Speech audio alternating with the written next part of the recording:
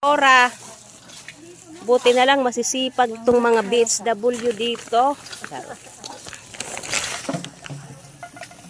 O, tingnan nyo naman, ang basura dito.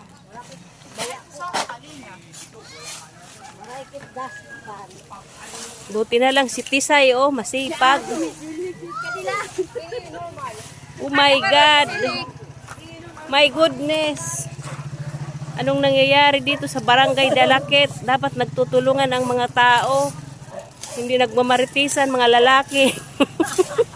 Ang aga-aga, ang maritis na mga lalaki ngayon.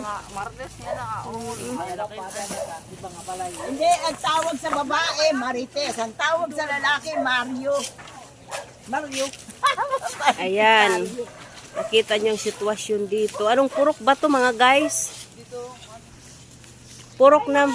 Purok uno.